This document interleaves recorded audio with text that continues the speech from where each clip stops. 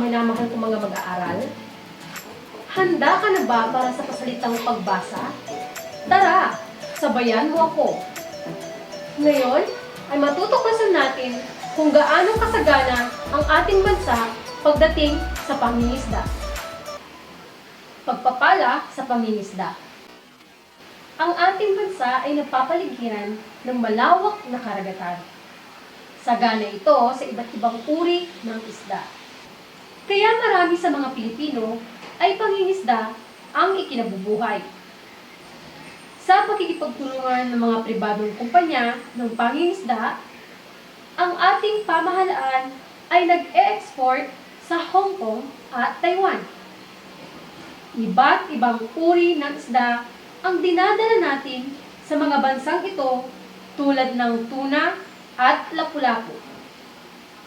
Malaki ang naitutulong ito sa hanap buhay ng ating mga mangingisda.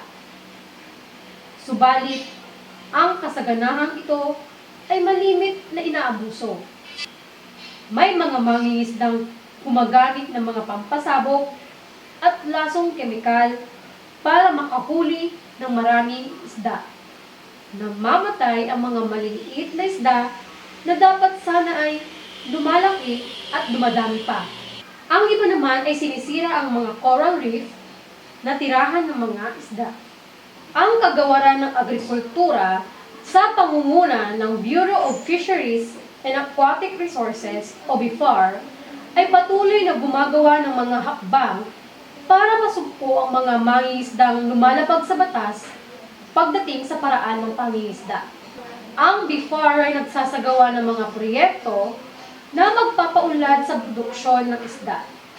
Kasama rito ang pagbabawal ng pangingisda na nakasisira sa coral reef, ang pagbubuo ng mga artificial reef, at pagmumonitor ng red tide sa iba't ibang karagatan sa buong bansa. Malaking bahagi ng ekonomiya ang nagbubuhat sa sektor ng mga mangingisda. Maraming tao rin ang nakikinabang sa pagtatrabaho sa industriya ng pangingisda tulad ng fish marketing, fish processing, net making, boat building, at fish trading. Ito ang mga dahilan kung bakit kailangang alagaan ang industriyang ito. Pagpapala sa pangingisda. Napakagandang babasahin, hindi ba? Ngayon, oras na para ikaw naman ang solong magbasa. Tandaan, ang mag-aaral na marunong bumasa at umunawa, tiyak, papasa.